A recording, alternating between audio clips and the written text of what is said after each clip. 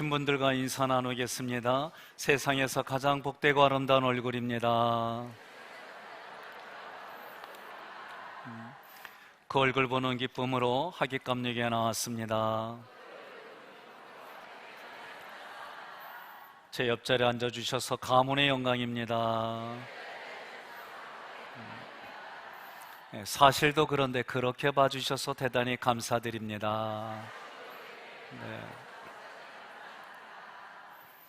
시골의 한 농부가 새벽에 일찍 나왔습니다.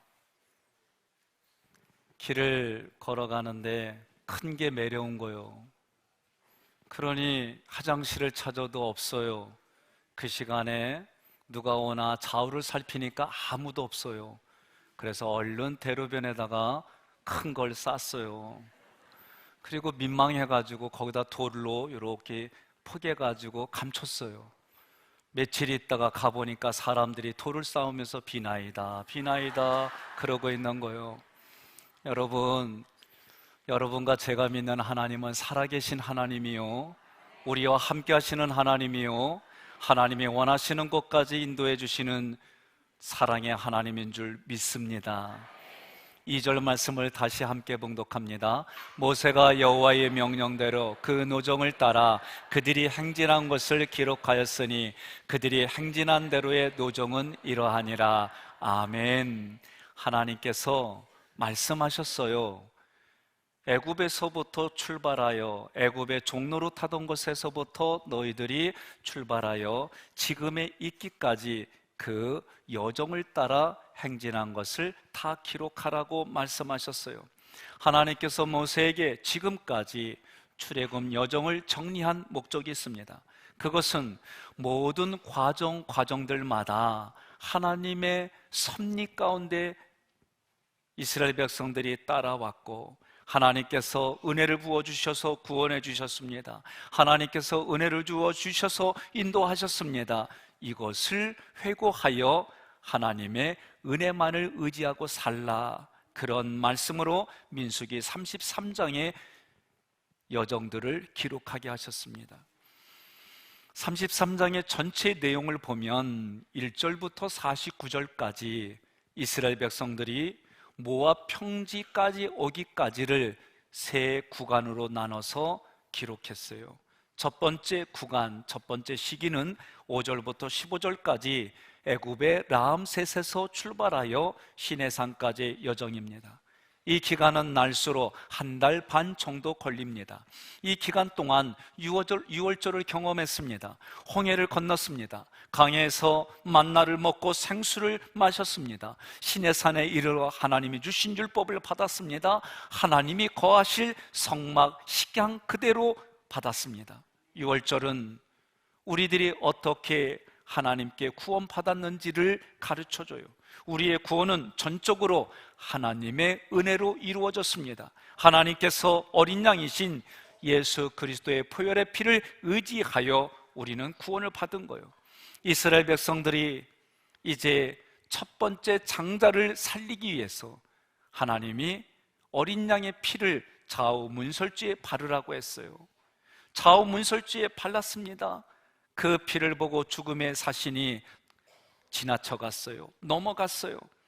그 집안에 있는 사람들의 자격, 그 집안에 있는 사람들의 인격, 그 집안에 있는 사람들의 조건을 따져서 죽이고 살리고를 결정하지 않았습니다. 구원은 하나님이 우리에게 일방적으로 베풀어 주시는 은혜예요. 우리 입장에서는 어떤 힘, 능력이 포함되어 있지 않아요. 구원은 불가항력적인 하나님의 은혜로 우리에게 피가 발라지는 사건입니다. 홍해를 건넌 것은 세례를 받아 예수 그리스도와 연합하는 삶을 의미합니다. 고린도전서 10장 2절 함께 봉독합니다. 그들은 모두 모세를 따라 구름과 바다 가운데서 세례를 받았고, 아멘. 구름의 이끌림에 따라 홍해 바다를 건넌 것이 세례라고 말씀하는 거예요. 세례의 의미는 우리가 다시 타락할 수 있어요. 구원에서 떨어져 나갈 수 있어요. 그렇게 하지 않도록, 그런 일이 일어나지 못하도록 주님과 한 몸으로 붙여주셨다는 거예요. 다시 말하면 예수님과 결혼했다라는 의미입니다. 여러분, 오랫동안 자기의 의지대로, 뜻대로, 생각대로 살아온 사람이 또 그렇게 살아온 사람을 만난다는 것은 자기 자신을 내려놓지 않으면 생활을 같이 할 수가 없어요. 전혀 다른 환경 속에서 살아온 사람들이기 때문에 서로가 하나가 된다는 얘기는 내 생각을 주장하는 것보다 내 생각을 내려놓고 조율해야만 결혼 생활을 영위해 나갈 수 있습니다. 신앙생활도 마찬가지입니다. 각자가 각자의 의지와 생각을 가지고 살아왔어요. 서로에게 누구든지 간에 선악간에 자기 기준이 다 있어요.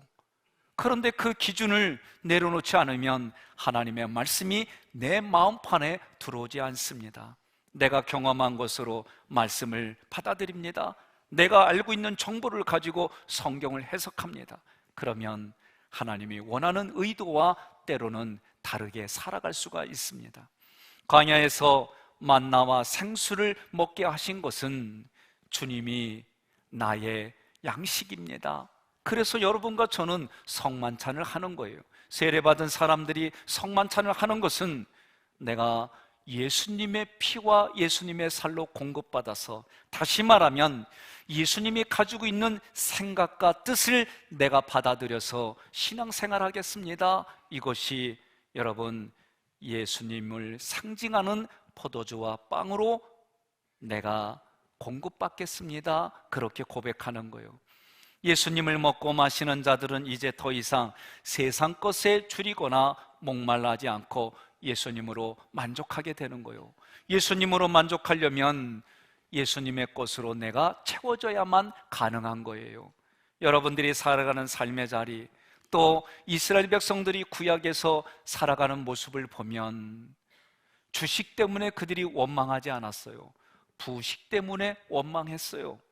예수 그리스도를 양식으로 취하는 사람만이 광야를 건널 수 있다라고 우리에게 가르쳐 주는 거예요. 세상의 떡을 찾고 세상을 귀하게 여기는 사람은 늘 먹고 마시고 자는 것 때문에 불평하게 돼 있어요. 율법과 성막을 죄인인 우리에게 주신 하나님의 의도가 있습니다. 여러분, 사람이 율법을 다 지켜서 구원받는 게 아니에요. 그러라고 우리에게 율법을 주신 게 아니에요. 율법을 우리가 받았어요. 율법을 지키려고 해요. 지키려고 하면 할수록 못 지키는 것이 우리 삶의 모습이에요. 율법으로 나는 그것을 지킬 수 없는 사람입니다. 내가 죄인입니다. 이것을 내가 마음으로 통감하고 성막으로 예표되는 예수 그리스도의 은혜만을 의지할 수밖에 없구나. 이것이 율법을 우리에게 주신 의도예요. 그래서 하나님의 은혜를, 하나님의 사랑을, 하나님의 그 모든 것을 찬송하는 자들이 되라고 우리에게 율법을 주신 거예요. 오늘 성가대가 찬양을 하지요. 시간을 내지요. 그만한 대가를 지불하지요. 그러며 하나님 앞에 자기의 목소리로 손끝에서 오는 선율로 하나님을 찬양하고 하나님의 모든 것이 흘러가는 통로가 되는 거예요. 16절로 36절에 보면 두 번째 구간, 두 번째 시기는 시내 강야에서 가데스까지의 여정이에요. 이 기간 동안 이스라엘 백성들은 하나님을 거역했습니다. 하나님께 반역했습니다. 그렇게 했던 출애굽 1세대들이 모두가 죽었습니다. 이 모습은 죄 짓는 데 길들여진 우리들의 육신의 자아를 제거해야만 광야를 건너갈 수 있다라고 보여주는 거예요. 하나님은 가나안이 예표하는 하나님 나라에 그냥 들여보내지 않습니다. 우리의 광야 같은 인생에서 오늘날 여러분과 제가 살아가는 이 세상을 광야라고 말하는데, 그 광야에서 나의 육신의 자아를 제거해야만 하나님의 은혜가 내 안에 채워지고 찬양하고 하나님을 감사하고 자원하여 자발적으로 하나님 말씀에 순종하는 거룩한 성도로 만들어가는 거예요. 여러분, 그런 광야 생활을 통해 하나님이 가르쳐 주시는 의도를 기록했어요. 신명기에 기록했어요. 함께 신명기 8장 2절로 3절 봉독합니다. 내 하나님 여호와께서 이 40년 동안에 내게 광야길을 걷게 하신 것을 기억하라. 이는 너를 낮추시며 너를 시험하사 내 마음이 어떠한지 그 명령을 지키는지 지키지 않는지 알려 하심이라. 너를 낮추시며 너를 줄이게 하시며 또 너도 알지 못하며 내 조상들도 알지 못하던 만나를 내게 먹이신 것은 사람이 떡으로만 사는 것이 아니요 여호와의 입에서 나오는 모든 말씀으로 사는 줄을 내가 알게 하려 하심이니라. 아멘. 하나님께서 이스라엘 백성을 낮추시고 줄이게 하셨습니다. 지금 광야와 같은 세상을 살아가는 우리들을 낮추시고 줄이게 하셨습니다. 낮추고 줄이게 하신 목적은 옛 사람, 옛 자아, 자기를 실현하려고 하는 자아를 제거하는 과정이요 자기 부인의 과정이다라고 말하는 거예요. 세례받았습니다. 세례받았다는 얘기는 결혼했습니다. 결혼한다는 것은 결혼의 생활을 영위해 나가는데 대부분이 최선을 다했습니다 라고 말하지만 최선을 다한 결과가 우리가 원하지 않는 결과가 될 때가 너무 많아요. 하나님은 광야 훈련으로 내가 죄인 중에 괴수구나, 나 같은 사람이 하나님을 믿게 한다는 것이, 하나님을 믿을 수 있다는 것이 은혜구나, 하나님의 은혜가 있어야만 내가 죄 짓지 아니하고 이 땅을 살아갈 수 있구나, 이것을 깨닫게 해주는 거예요. 이것을 깨닫게 해주는 것이 다른 관점으로 보면 자기를 부인한다라고 말하는 거예요. 하나님은 세상의 떡으로부터 우리를 줄이게 하시는 거예요. 그런데 이스라엘 백성은 하나님의 의도를 알지 못해요. 하나님의 의도를 알지 못하니까 그 줄이고 낮추실 때마다 힘들어요, 불편해요. 그것이 원망합니다. 원망하는 일이 들어주지 않으니까 이제는 폭력이 나가고 그 폭력이 살인까지 가는 거예요. 대외적으로나 대내적으로나 똑같아요. 여러분, 그런 모습만 보지 마세요. 그 모습 내면에 흐르는 하나님의 의도가 있어요. 37절로 49절의 셋째 기간, 셋째 시기는 가데스에서 모압 평지까지 여정이에요. 이 사건들을 요약하면 가장 강력한 나라 시온, 바산, 이 나라를 그 나라의 왕을 정복하게 해주셨어요. 하나님 앞에 또 원망하는 이스라엘 백성들에게 불뱀을 내려주셔서 그 노수로 만든 불뱀을, 장대에 올려져 있는 불뱀을 보면 다 낫게 해주셨어요. 구원받게 해주셨어요. 2차 인구조사와 발람 사건이 있었어요. 원수인 미디안을 갚는 사건들이 있었습니다. 이 사건들은 하나님이 우리에게 주시는 목적이 있어요. 이 사건은 은혜를 깨달기 시작하면 내 안에 옛 자아를 제거하기 시작하고 하나님의 대적들과 싸워서 승리하게 하는 삶을 보여주시는 거예요. 3절 우리가 함께 봉독합니다. 그들이 첫째 달 15째 날에 라암셋을 떠났으니 곧 6월절 다음 날이라. 이스라엘 자손이 애굽 모든 사람의 목전에서 큰 권능으로 나왔으니. 아멘. 구원의 출발점은 항상 6월절입니다. 내가 구원받았습니다. 여러분, 내가 구원받았습니다. 하나님의 자녀입니다. 여기에 머무르는 인생이 아니요, 구원받았으면 이제 하나님의 군대가 되는 훈련을 통해서 하나님의 군대로 싸울 줄 알아야 돼요. 영적인 싸움에 승리하게 해주시는 거예요.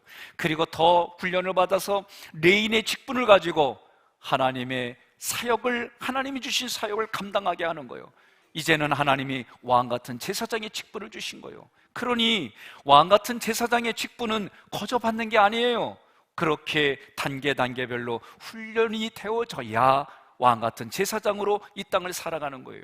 33장의 큰 그림으로 두 번째, 하나님께서 이스라엘이 광야 40년 동안 그들이 머물렀던 수경지를 기록하게 했어요. 왜? 잠깐 머물렀던 장소라도 기록하게 하셨을까? 그것은 다 하나님이 교육시키는 장소예요. 그 장소들은 이스라엘이 범죄로 고난과 갈등을 겪으며 눈물과 절망을 경험한 곳이에요. 그럼에도 불구하고 겉에 흐르는 모습만 보면 안 돼요. 그 내면에 하나님이 그들을 용서해 주신 걸 볼 줄 알아야 돼요. 그 내면에 하나님의 사랑을 볼 줄 알아야 돼요. 생생하게 보여주는 교육의 현장들이 수경지다라고 가르쳐 주는 거예요. 저도 주일교회가 기억나지요. 안전교회가 기억나지요. 부목사로 있었던 당진교 부평교회가 기억납니다. 제가 처음 목회했던 유천 상동교회가 다 기억나요. 좋은 것도 있지만 내 마음속에 아픔과 고통으로 눈물 흘렸던 그런 환경, 사건, 사람들이 기억나요. 믿음으로 말씀으로 이겼다고 생각하는데 또 그 사건과 사람들이 기억돼서 내 내면에 전쟁을 치를 때가 여전히 많이 있어요. 여러분들은 어떠십니까? 저는 그게 깨끗하게 클리어하게 지워지질 않아요. 때로는 그것 때문에 힘들고, 그것 때문에 밤잠 못 이루고, 그것 때문에 내 마음을 쥐어짜며 그럴 때가 있어요. 특별히 말씀을 준비할 때 되면 부딪히는 과거의 기억들이 얼마나 많은지 몰라요. 그래서 구약처럼 나를 위해서 하나님 앞에 먼저 예배 드리는 거예요. 나를 불쌍히 여겨주세요. 나를 긍휼히 여겨주세요. 이러한 생각과 이러한 기억 속에서, 감정 속에서 하나님의 말씀으로 자유롭게 해주세요. 나를 긍휼히 여겨주셔서 하나님 말씀을 전할 때 담당하게 해주세요. 제가 먼저 그런 예배를 안 드릴 수가 없어요. 여러분, 하나님은 모세에게 이런 장소들을 낱낱이 기록하게 했습니다. 이것은 이스라엘이 그것들을 기억함으로 하나님의 은혜를 기억하고 하나님을 의지하라는 뜻에서 장소들을 낱낱이 기록한 거예요. 하나님께서 우리 인생의 모든 장소, 사람, 순간순간 그 모든 여정들을 하나님의 섭리로 배열하셨습니다. 이 고백이 여러분과 저의 고백이 되기를 주님의 이름으로 축원합니다. 그러므로 우리는 그때그때마다 하나님께 맡기는 그런 자세가 필요한 거예요. 욥이 고백합니다. 23장 10절 함께 봉독합니다. 그러나 내가 가는 길을 그가 아시나니 그가 나를 단련하신 후에는 내가 순금같이 되어 나오리라. 아멘. 옆에 분에게 여쭤보세요. 순금같이 나오고 싶냐고, 예? 순금같이 쓰임받고 싶냐고 물어보세요. 뭐라고 그래요? 그렇게 되고 싶다고 그래요? 그러면 얘기해 주세요. 잘 들으세요. 풀무불에 들어가 그러세요. 예? 인생의 아픔과 고통과 눈물 속으로 들어가지 아니하면 순금같이 나올 수가 없어요. 그런데 그 자리에 들어가도 순금같이 나와야 되는데 원망과 불평에서 여전히 광야 한가운데 있는 사람들이 있어요. 내가 원망한다는 얘기는, 내가 불평한다는 얘기는 아직도 내 안에 하나님의 은혜를 깊이 알지 못하는 삶이 있다, 그 얘기요. 나는 아직도 그것을 내가 품을 수 없는 내 고백이다 라고 얘기하는 거예요. 창세기에서 요셉이 고백합니다. 45장 5절 함께 봉독합니다. 당신들이 나를 이곳에 팔았다고 해서 근심하지 마소서, 한탄하지 마소서. 하나님의 생명을 구원하시려고 나를 당신들보다 먼저 보내셨나이다. 아멘. 요셉이 고백하는 거요. 그런데 이 고백하는 배경이 뭐냐? 어렸을 때에 아버지의 너무나도 좋은 사랑하는 이 세상에 형용사랑 다 되어져서 사랑을 듬뿍 받았어요. 그런데 듬뿍 받는 건 좋은데 나머지 열 형제들은 덜 받게 느껴지는 거예요. 일하는지 안 일하는지 아버지한테 보고해요. 근데 자기들이 볼 때는 고발하는 거예요. 이런 일을 하니 배다른 형제요, 자기 들어가는 피도 다르다고 그러고, 그런 생각 속에 하는 짓이 자기들 마음에는 불편한 게 쌓이기 시작해요. 이것이 원망과 원통함이 이제는 살인으로 가는 거예요. 죽이려고 할 때에 큰형이 그래도 우리의 형제잖니, 살려서 팔아버리자. 그래서 팔은 거예요. 팔려다녔어요. 하나님 앞에 더 열심히 살려고 해요. 음란한 곳에서 더 하나님 앞에 거룩하게 살려고 해요. 그러면 그럴수록 그의 인생은 감옥까지 가는 인생이 됐어요. 생각해 보세요. 내가 그런 자리에 있었다고 한다면 여러분들은 어떻게 하겠어요? 저 같으면 복수무정 와신 상담 이럴 것 같아요. 억울해요. 억울한 게 쌓이니까 이걸 어떻게 해결해요? 이럴 수가 있나 저럴 수가 있나 하면서, 그런 것이 대부분의 사람들의 모습인데 요셉의 그 문장에는 하나님의 영이 성령이 그에게 충만했다, 이게 꼭 문장마다 있는 걸 보게 돼요. 결국 그가 하나님의 은혜로 총리가 됐습니다. 이제 아버지가 돌아가셨으니 그래도 아버지 때문에 자기들을 방패하고 자기들을 막아줬다고 생각했는데 그 아버지가 사라지니 이제는 막내 동생 밑에서 두 번째 요셉이 이제는 총리의 권력을 가지고 자기들을 죽이지 않을까 근심하는 그때에 요셉이 말하는 거요. 나를 이곳에 팔았다고 해서, 나를 미워하고 나를 그렇게 힘들게 해서 팔았다고 해서 보복받을까 봐 근심하지 마세요. 한탄하지 마세요. 하나님이 당신들의 생명을 구원하려고 나를 먼저 이곳에 보냈어요. 이 말씀을 읽는데 나는 얼마나 부대끼는지. 밥 안 차려줬다고 아내한테 흘겼는데 이것도 부대끼고, 함께 같이 가지 않는다고 내가 마음이 불편했던 것까지 별의별 게 다 생각나는 거요. 여러분, 우리 인생이 이렇게 구속사로 하나님이 하시는 이 의도대로 내가 살아가려면 나를 비우지 않고서는, 자기를 부인하지 않고서는 할 수가 없다라고 말하는 거예요. 우리는 세상의 명상에서 피우는 것으로 끝나는 게 아니라 하나님의 영으로 채워야만, 하나님의 말씀으로만 채워야만 이 땅을 하나님이 기뻐하는 삶을 살아갈 수 있음을 믿으시고 고백하시기를 바랍니다. 51절 함께 봉독합니다. 이스라엘 자손에게 말하여 그들에게 이르라. 너희가 요단강을 건너 가나안 땅에 들어가거든. 아멘. 이제 50절부터 56절까지의 내용은 하나님이 이스라엘 백성을 가나안 땅에 들어가게 하는 거예요. 가나안 땅에 들어가서 너희들이 해야 될 일이 뭐냐? 52절 상반부에 그 땅 거민들을 다 몰아내라. 하반절에 두 번째로 그들이 만든 우상을 다 파괴하라. 54절에 너희의 가족을 따라 그 땅을 제비 뽑아라. 이 세 가지를 준 거예요. 이 세 가지가 뭘까? 먼저 가나안 땅의 거민을 몰아내라고 했어요. 왜? 이유는 그들을 몰아내지 않으면 너희가 하나님을 믿는 믿음의 자리에서 그들이 믿는 우상으로 돌아가기 때문이다. 신명기 7장 3절로 4절 함께 봉독합니다. 또 그들과 혼인하지도 말지니 내 딸을 그들의 아들에게 주지 말 것이요 그들의 딸도 내 며느리로 삼지 말 것은 그가 내 아들을 유혹하여 그가 여호와를 떠나고 다른 신들을 섬기게 함으로 여호와께서 너희에게 진노하사 갑자기 너희를 멸하실 것임이니라. 아멘. 분명히 하나님이 말씀하셨어요. 여러분, 죄 짓는 사람들이 몰라서 죄를 질까요? 도둑질하는 사람들이 이것이 무슨 일인지 몰라서 할까요? 죄를 범한 사람들도 누구든지 다 옳고 그름을 가지고 있고 잘못됐다는 걸 알아요. 그럼에도 불구하고 그것을 이길 힘이 내면에 없는 거예요.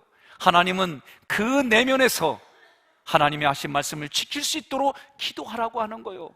기도한다고 하는 것은 하나님의 말씀을 들어서 내가 그 말씀을 듣고 순종하겠다고 하는 것이 기도예요.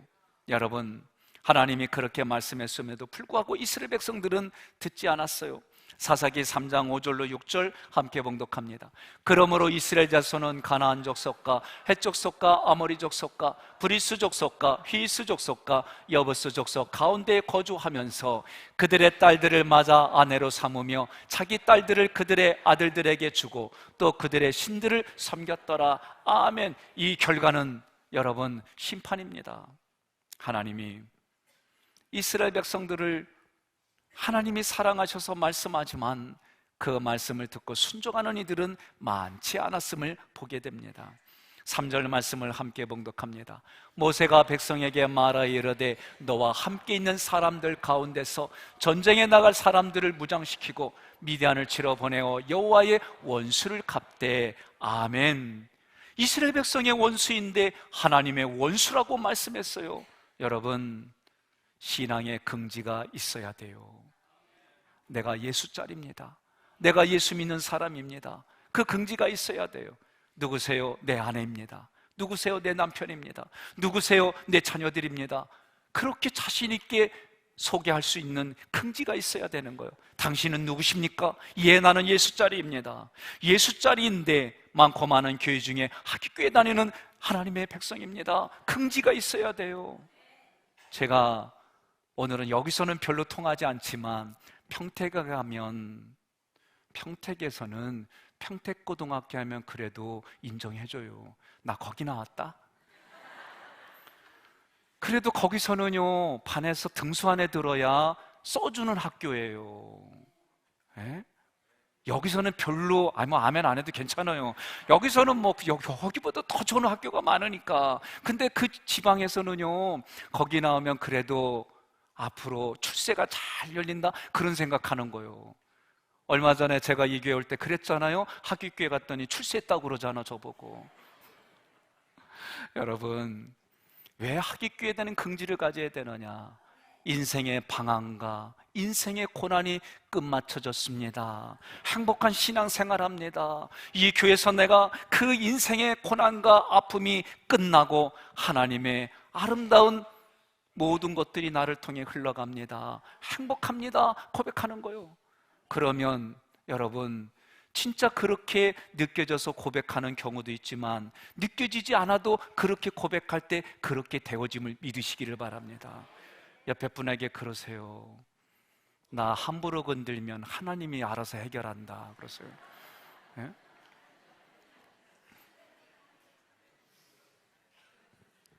그런 긍지가 있어야 되는 거예요.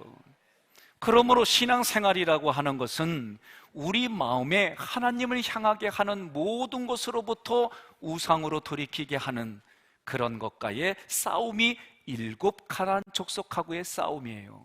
우리 마음에서 일어나는 싸움으로 이것을 받아들인다면 일곱 가나안 족속 원래의 주민들은 내 안에 죄짓게 하는 하나님을 거역하고 반역하게 하는 그된 성품으로부터 이겨나가는 거예요.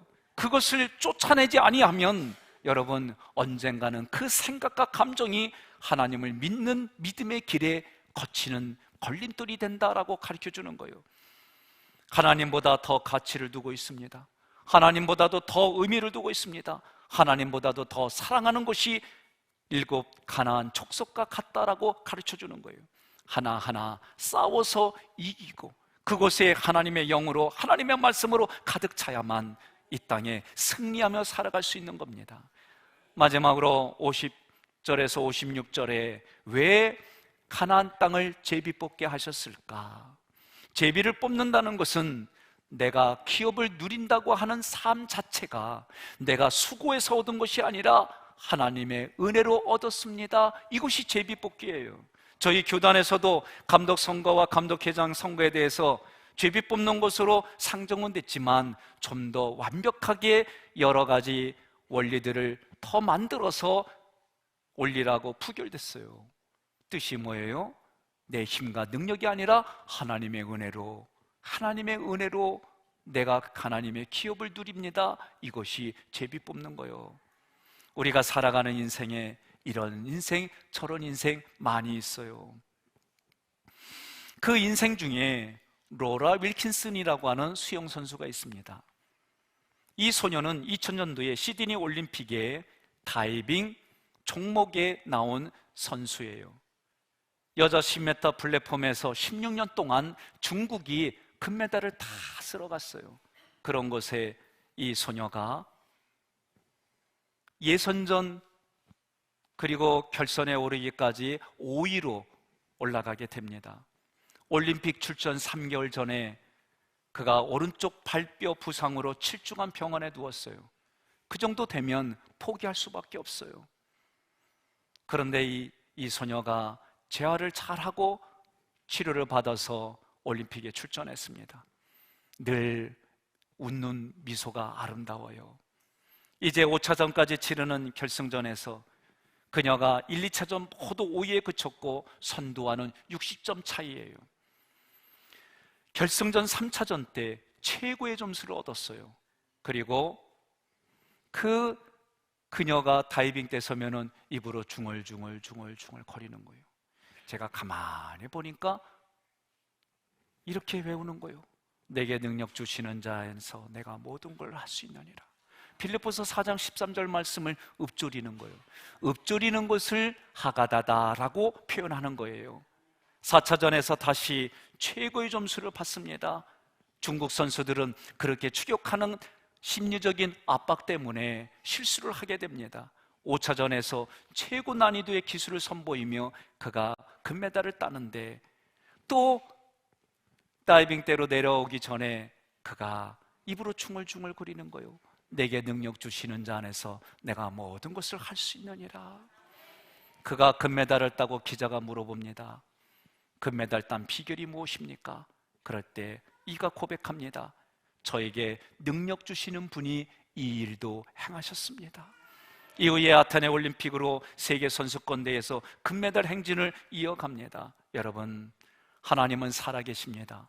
여러분이 오늘 예배를 마치고 돌아가면 여전히 바뀌지 않는 환경, 여전히 바뀌지 않는 사람들을 만날 때에 때로는 여기서 결단했던 마음들이 부딪힐 수 있습니다.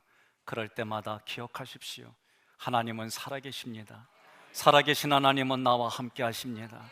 나와 함께 하시는 하나님은 그 고난과 아픔과 눈물을 나에게 배열하시고 더 아파하시며, 그것을 통해 나에게 주신 그릇이 넓어지고 깊어지고 높아져서 하나님의 모든 것이 담겨져서 철철 흘러넘치는 사랑의 통로, 은혜의 통로, 믿음의 통로가 되기를 원하십니다. 그런 하나님의 의도대로 이 땅을 살아가시기를 주님의 이름으로 축원합니다.